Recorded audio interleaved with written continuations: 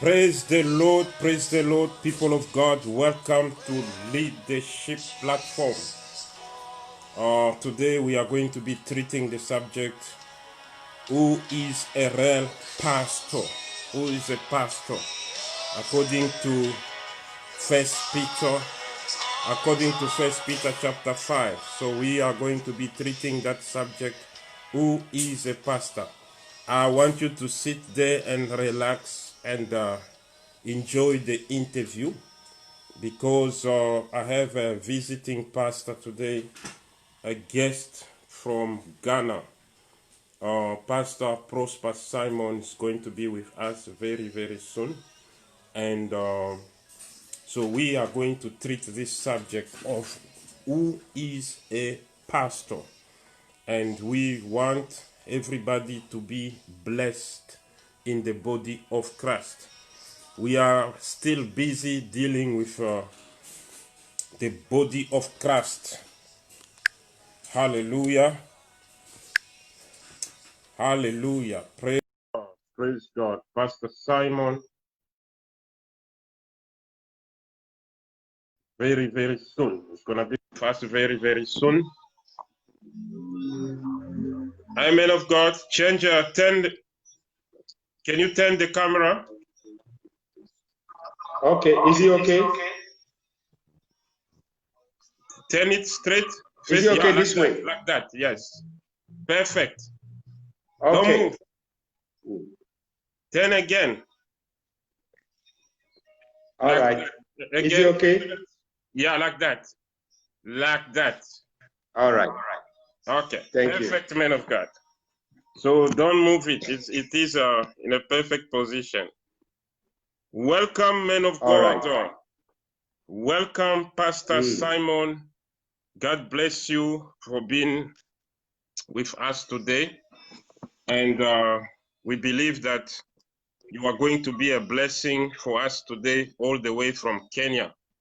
May the Lord be, all the way from Ghana. East Africa. It's West Africa. West Africa. West Africa. Yes. Wow, we love that. Thank you so much for being all the way from West Africa. We are blessed with Pastor Simon all the way from West Africa, Ghana. So, men of God, this is international leadership. So we're getting people from all over Africa because we don't want to be confined in one idea and believing that this is the only way of doing things. So that's why we want to get people of different places. We had the people from Kenya. We also had people from DRC. So we want to have a general view about the body of Christ, about the fivefold. So that's why today we invite you, men of God. Yeah, we've treated the subject about who's evangelist, which we are going to continue with that because we've realized that in our days there is a very few evangelists around. And so we also had a subject on who's a prophet, because with a man of God from Kinshasa, that was last week. And so today we want to get you into who is a pastor. So before we start asking you a question, I just want to read the scripture from the book of First Peter. First Peter chapter 5, from verse 1 till 4, it says, "To the elders among you I appeal as a fellow elder and a witness of Christ, suffering who also will share in the glory to be revealed.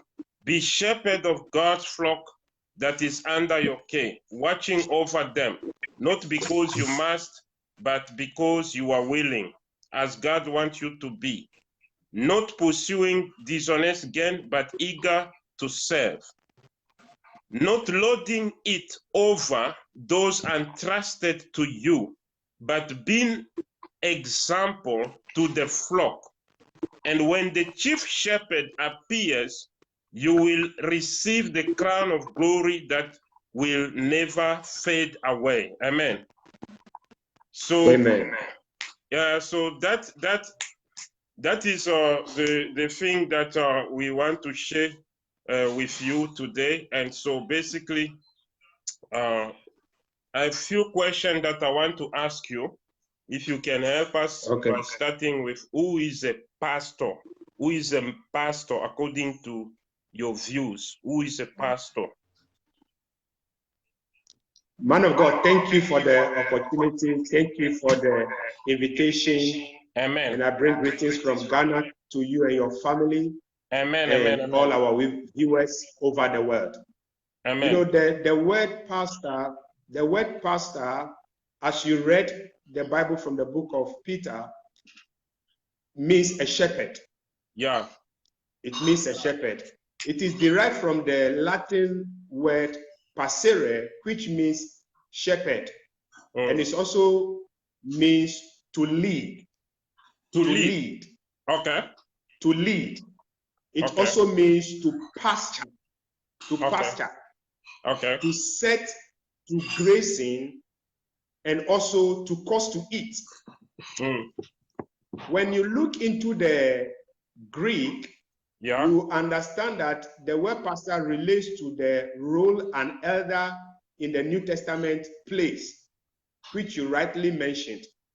So a pastor is a person called of God to lead the sheep, that is the people of God, to pasture them and to set them to graze and to eat. Yeah. The first usage of the word pastor can be found in the book of Jeremiah chapter 2. In the book of Jeremiah chapter 2, God said that Jeremiah chapter 2. God says that the pastors also transgress against me. So there are certain pastors, they transgress. And then when you look also in the book of Jeremiah chapter 3 verse 15, God also said that I will give you pastors according to my heart. According to my heart. So also in the book of Jeremiah chapter 10 verse 21, the Bible also talks about the pastors have become brutish. So certain pastors become brutish, they become unreasonable. And then also in the book of Jeremiah chapter 12, 10 to 13 going, we also see that many pastors have destroyed my sheep. So when we are talking about a pastor, we are talking about somebody who is called of God, as you have mentioned, the fivefold ministries. You know, somebody who is called of God, somebody who is called to lead the sheep, somebody who is called to oversee the sheep and to lead the sheep. If you take it in the agriculture setting, you realize that sheep are being led by a shepherd. Sheep are being led by the shepherd. And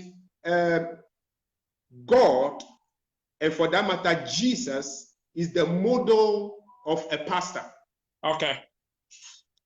God and Jesus is the model, or is the right model for a pastor. What I'm trying to say is that, you know, in the book of Psalm 23, the Bible said that David said that the Lord is my shepherd.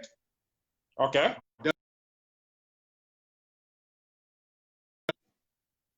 A symbol, and God is the good example of a shepherd.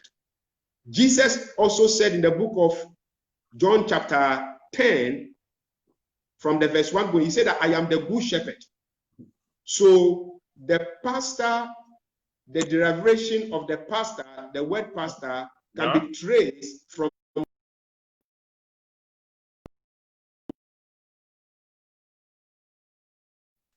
must be holy. Okay.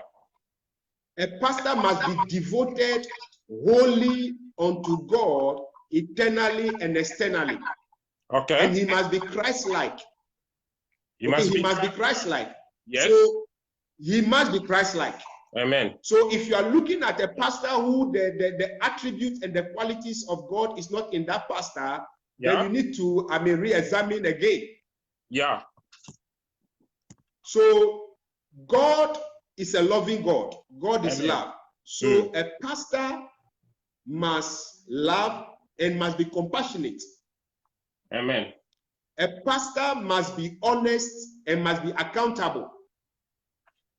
A pastor must be faithful, loyal, and reliable. Okay. A pastor must also be humble, and he must possess leadership abilities to lead, because since he's a shepherd, he must possess ability to lead, ability to speak in public. Yeah. He must have an empathy and must be ethical. Okay, okay. Wait a minute, man of God. Okay. Yeah, so my second question will be, what is the job of a pastor? Once we identify, because there is one thing you said that is very powerful. You say he must be Christ-like, you know, because Christ is the shepherd and the pastor must be Christ-like, you know. And so what is the job? What is the job of a pastor in the church? What kind of a job must he have? When they say shepherding the flock, can you give us some examples so that our follower, God bless you, Wonder Boy, God bless you, Salas, God bless you, everybody that is watching us right now, may the Lord bless you wherever you are watching us from. This is your leadership platform. We are having a Pastor Prosper Simon all the way from Ghana. So this is international leadership. Today we are getting a view from Western Africa, and so it's Ghana, and we are here in South Africa. May the Lord bless you, and may the Lord bless you, Neo. God bless you, way overseas, and everybody watching. Amen. Yes, men of God, I want to know, what is the job of a pastor? Because the reason I'm asking is, I want you to explain, to bring a thin line of explaining us what is the kind of a job of a pastor, because we know that the pastor must grow the people. A pastor must give people like responsibility so that they can grow in the process of their responsibility. And so what is the job of a pastor? Because at the same time, he is a shepherd, he has to lead the flock, and at the same time, he has to give responsibility to the people so that the people grow up in the process. And at the same time, he has to look after buildings and what. So how does the pastor combine all those kind of things? Okay, man of God, if you could give me the permission to acknowledge certain personalities watching from Ghana here. Amen. Mr. Manfred Osu, who is my in-law and one renowned reverend that I have tremendous respect for him within the Assemblies of God Church. That's Reverend Nessa Wintia. I thank them for the opportunity to watch. Thank you for the question. Praise God. You know, the pastor must be Christ-like, as we said. Amen. So if the pastor must be Christ-like, he must be very in tune with God. Amen. Because God is the one, and Christ is the one through the Holy Spirit that determines what the pastor ought to do. But we have certain basics in the scriptures that becomes one of it is that before we look into that, you know, the book of Acts chapter 6, verse 4. Yes. Peter said categorically that they cannot serve tables. Yeah. But there were some two things that he mentioned that they need to do, and that is prayer and the word. Okay. So without the prayer and the word of God, the pastor cannot be effective. Okay. Without the prayer and the word, the pastor cannot know what to do, because everything that the pastor seeks to do must be from the chief shepherd. Okay. And the chief shepherd is Jesus Christ. So the pastor must come from that place of prayer and that place of the word before he can know what to do. If not, the pastor will be using his mind to do something that may be, wise in the sight of the people, may be wise in the sight of society, may be wise even in the sight of the congregation, but it might not be in line with what God specifically wants the pastor to do. So what I want to say as the preambles for the job or the work of the pastor is that the pastor must be a man of prayer, must be a man of the word. So if he's the man of the word and the man of prayer, then one, he'll be able to feed the flock. Amen. And guide the flock. Because you cannot guide the flock, you cannot feed the flock by any other thing, but you can only feed the flock by the word of the Lord. Amen. And what the Holy Spirit will be leading. So the job of the pastor, first and foremost, is to be a man of prayer, a man of the word. So from that angle, you'll be able to feed and to guide the flock. Amen. That is why you quoted in the book of 1 Peter chapter 5 from verse 1 that they must shepherd the flock. How do you shepherd the flock? You only shepherd the flock by the word of God. You only speak the word. What God wants you to speak, you speak to the people, and then they will be fed. They will grow. They will mature to become like the person that God destined them to be. The second thing I want to also talk about is that the pastor, one of the jobs of the pastor is to protect the flock. Protect the flock spiritually. Protect the flock. Okay. To protect the flock. So the pastor, yes, must protect the flocks. You know, so if the pastor does not come from the place of prayer and the place of the word, how can he protect? Because we are not in the ministry by strength, by might, or by intelligence. We are in the ministry to do that which God wants us to do. And our dependence on God will help us to reach out to the people, to protect them. You know, David, who is a very good example of protection of the flock, you realize that David said that he has depended on God in the backside of the bush when he was taking care of the animals. So when Goliath became an endangerment to the nation of Israel, you see, Saul, the king Saul, was looking at the armor, was looking at weapons. So they had the weapons, but they could not protect the nation of Israel. But David came from the place where he had been a seeker of God. And the testimony that he came out to bear on the situation, although he was not trained in the army, he had no military knowledge, he said that I've been at the backside of the desert. Lions, very dangerous animals came, but by his God. By his God. So our protection of the flock is not by our might, it's not by our power, but it's from God. So if we are in tune with God, we depend on God, then he will lead us what to do to protect the flock. We protect the flock from false prophets, from false teachings. Because, I mean, there are a lot of, the people are free. You can't follow the people to their home.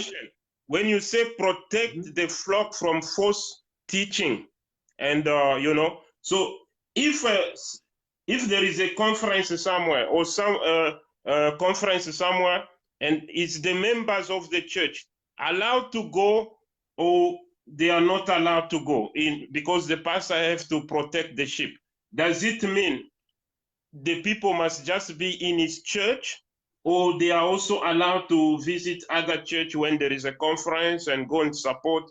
So we just want a little bit of understanding there, because sometimes we have pastors that are maybe too much caring and they don't allow the sheep. You cannot go anywhere. And then we also have other pastors that they are very relaxed. They allow you to go wherever you want to go. So when we're talking about protection of the sheep, can you please just help us to understand in which way? You know, we have pastors, maybe they don't want a visitor to greet the people in the church because because they're doing it in the name of protection. And sometimes a visitor can be a blessing to the people in the church. You know, when you go to a church, God gives you many revelation, many prophecy. You are up there. You want to be a blessing, but then you find the pastor does not allow you to greet the people, and maybe you go straight to the office, and from the office you go to the car and you are gone with your blessing. And so how can you explain this kind of protection? How can he protect? Can he let the people greet the visitor? Because the visitor is coming to the body of Christ, not just to the pastor and his wife and his family. So can you explain to us that protection, how it works? I want to acknowledge Reverend Francis Tete, my friend that I was with yesterday. He's watching. Protecting the flock. You see, the pastor cannot of himself protect the flock. It takes God. You know, it takes God. So if even a visiting pastor is coming, if you put structures in place because of certain happenings, because if you don't believe in the guest preacher, why do you invite him? Okay. You know, continue, so if you believe, if you invite a guest preacher, it must mean that you believe in the ministry of the person. You endorse his ministry. That is why you are bringing him to become a blessing. There is something that you are bringing him to come and do. So I have ministered in churches that the pastors seek to protect the flock by personally. You know, I think we need to look at that very carefully, because if the person is not right, or the person can endanger the flock, and you allow the person to stand there to speak, because speaking and what is being said and what is backing the person's life is very crucial. So the pastor must know the people he's inviting. If you don't believe in the ministry of somebody, don't invite the person. If you are not certain with somebody, don't invite the person. And for you to invite the person, the Lord must give approval. The Lord must direct you before you invite the person. I mean, we have been in ministry for some time. People invite not because God is leading them. They invite because it's a platform for them to get to other ministers to also invite them. And I think I will not endorse that. So the pastor must, protecting the flock, he must go to God, know the person is inviting, whether that person will hurt the flock or will not hurt the flock. Then secondly, the people that we pastor, they are not our people. They are not our personal property. They are the people of God. We don't live in their house. You know, the things they watch on TV. Somebody will say, I got somebody, excuse me, man of God, I got somebody who say, for instance, these people are not the pastor's people. They belong to Christ. Therefore, he can call them wherever he wants, because they are not the people of this pastor, you know. And the pastor on the other side say, these are my sheep. I'm the shepherd. And I have a great shepherd who is Jesus Christ. But right now, they are mine. I have to look after them. They are under my care. And you see what I mean? So what do you say about that? What do you say about that? As I've said about protecting the flock, you know, the pastor have to be in tune with God. Because there is somebody, you may think the person comes in, and when that person comes in, maybe to preach, and the person is doing certain things that are unscriptural, the pastor have to speak. I have had opportunity where I have to tell certain, men of God or pastors that no, I do not agree with this kind of thing you are doing. So if I tell you, and then maybe you don't see eye to eye with me, then what I have to do is that I have to stop inviting you. There are other ministries that have been invited to preach. There's a pastor friend of mine, I've been preaching for him every year, but he was doing certain things, and I think I am not in that line.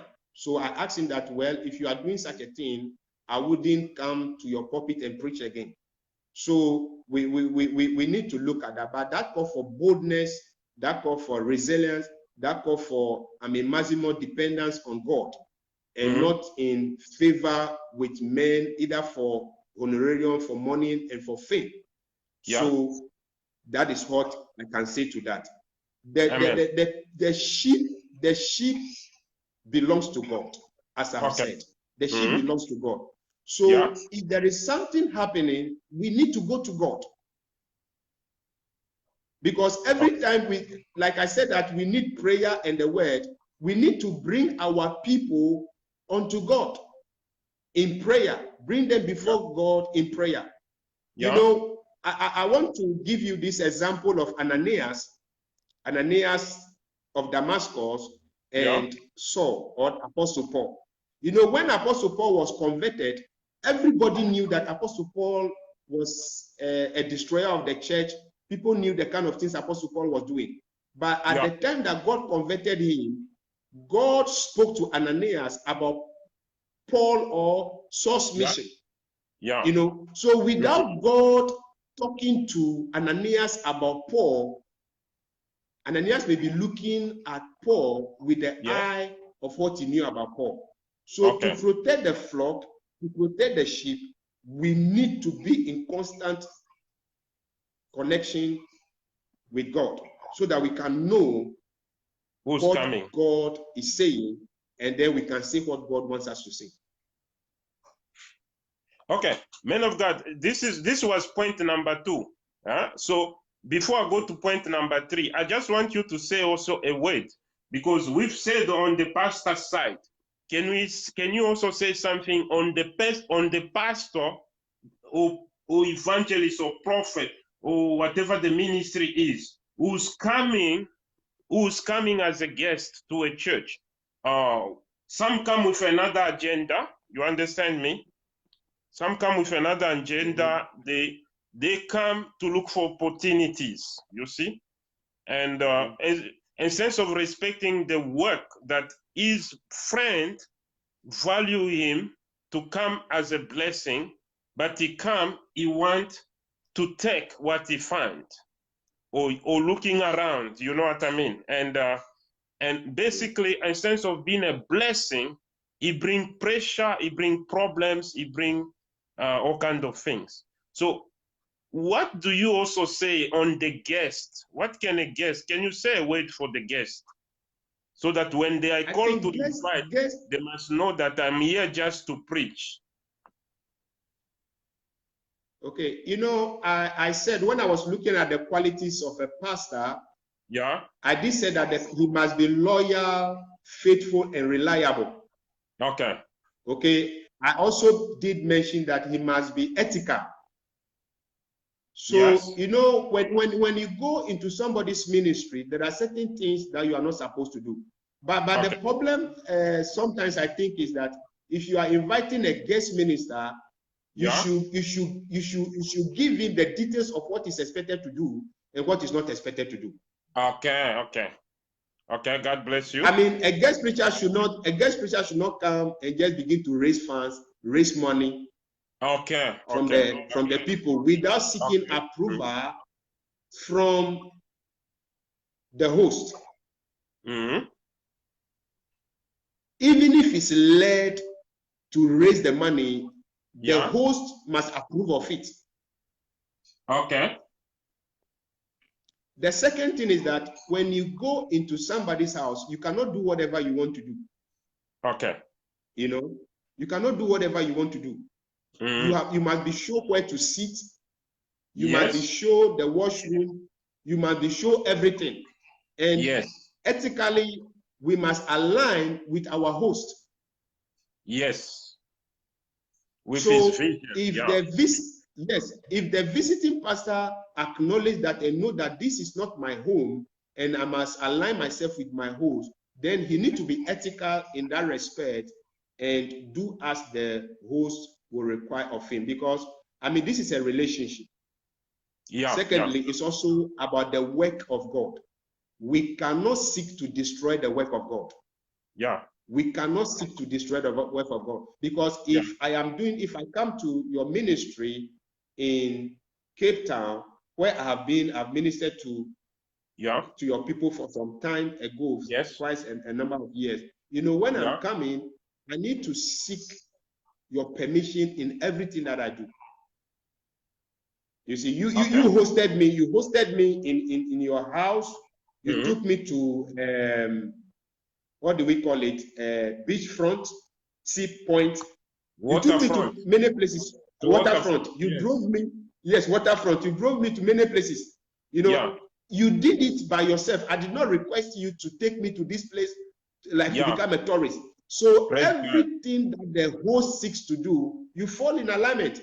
If the host is giving you maybe water, you need to, accept the water unless it will have a health problem for you. Okay. Thank you, man of God. I'm asking this question on the behalf of the body of Christ, the pastors following us now, and those who gonna continue watching this DVD. On the protection side, before I go to number 3, I am saying, what can you say between, there is a conflict between the two pastors, the pastor shepherd of the church and the pastor guest, you see? And there is always misunderstanding in fact that when a pastor is invited to come and preach, and then maybe he's not satisfied on what he was paid for, and there is always expectation. Some come, they want to raise their own money, and some, the pastor who invited you, he knows what he's gonna pay you, and you come with your own agenda. So there is another also conflict between the two pastors. How can it finish so that because what we see is pastors invite each other and they do the work, and at the end they are side. Either the one who's going is side, either the one who's staying in the church is side for inviting this man. Is there any word that you can talk, not for me, but for every other man of God or any other person following right now? I have experienced such thing in my life and in my ministry. Yeah. Within the church setting and other church setting. Yeah. There's an international organization that I speak to them. I've spoken there twice. When I go there, even my fuel, they never paid my fuel for 2 consecutive meetings that I've been there. But when I leave, somebody else calls me and pay for my fuel. Okay. You know, we must understand what God has called us for. Amen.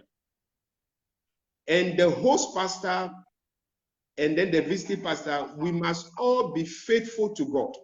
Okay. Because if you cannot take care of certain expenses of a visiting pastor, why do you invite him? Amen. So you invite the person, you need to take care of the person. You know, but some people take it for granted. I have preached in churches that the cost of traveling to that place to minister either 3 days or 4 days, I do not get anything.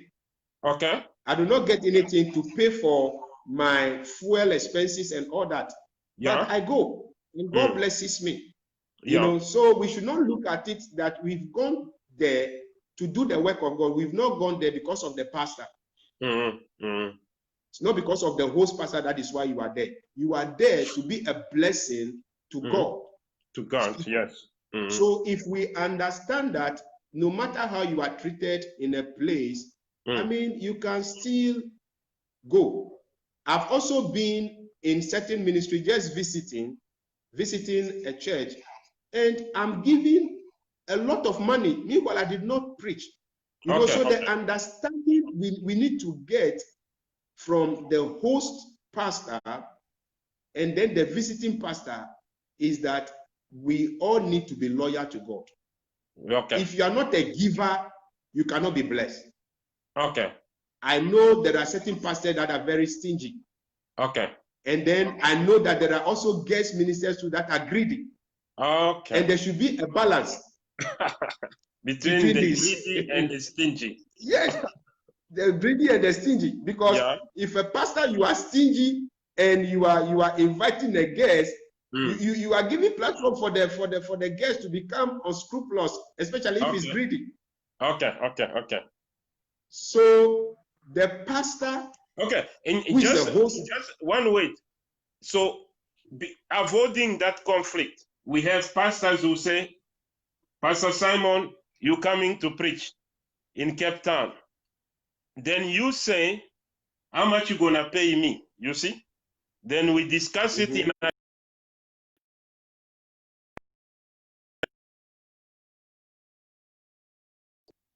Then when you come, there is no stinginess, there is no greediness. You see? Because we have discussed how much you must pay, you want to be paid. So what that method do you think is the best way to sort out the issue? I am not for that method. You know, some people go for that method, because of stinginess. Okay.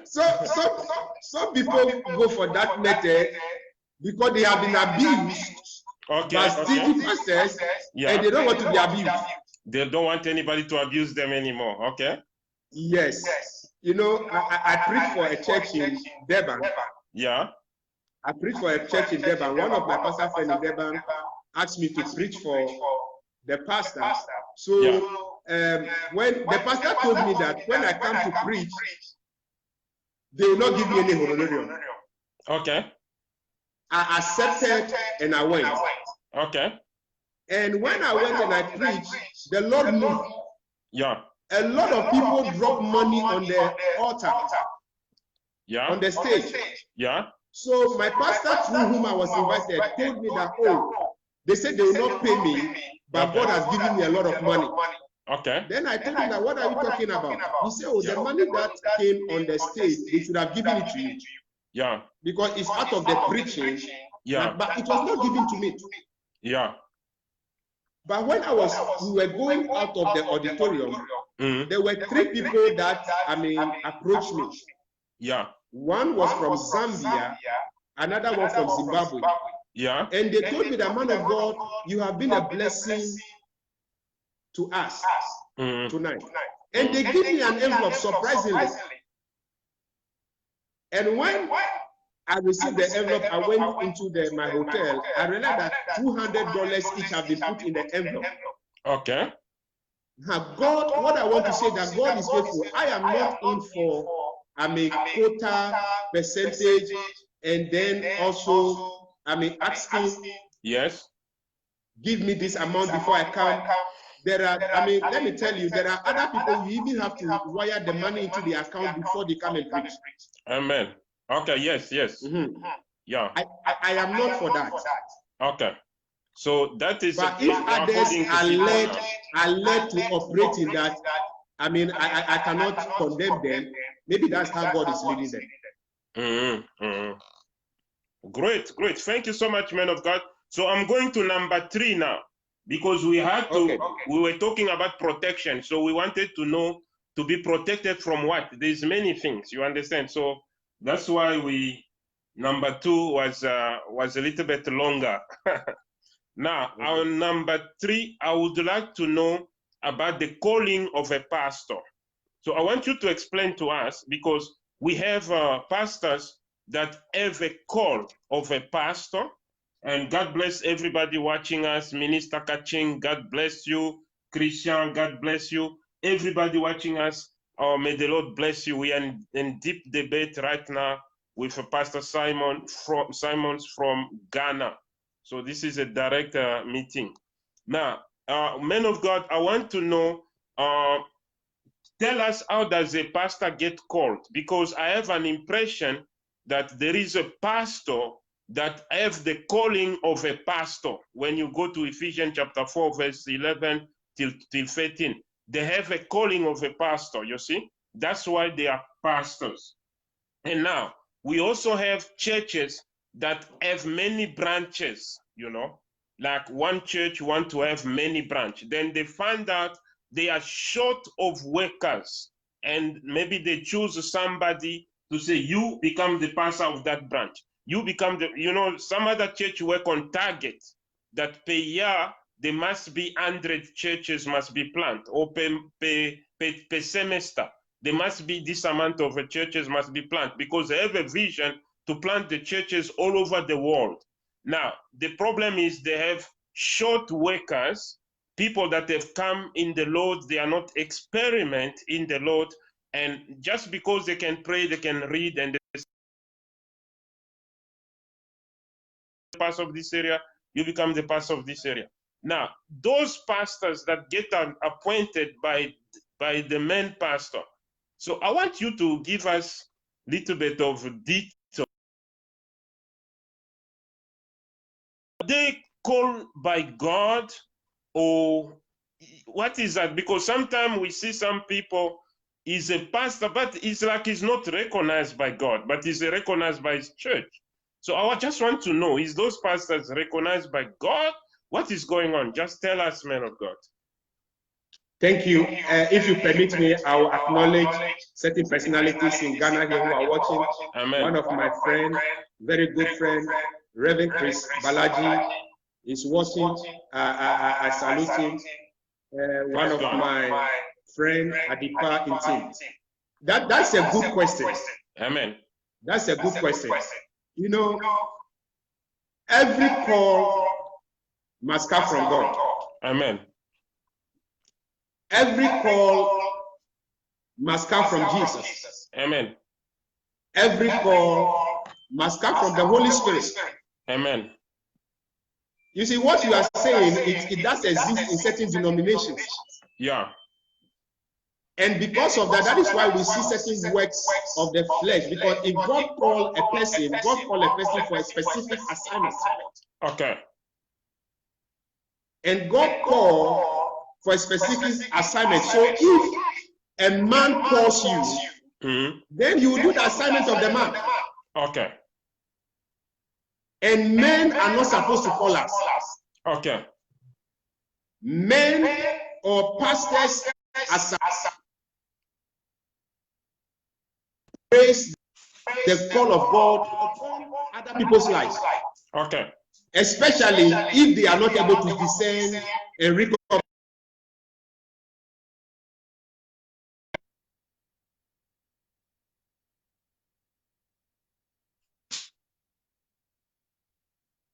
Okay.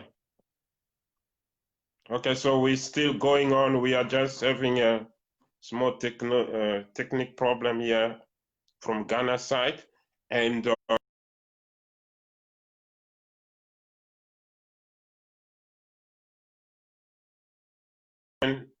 that we question is, I think it will pick up.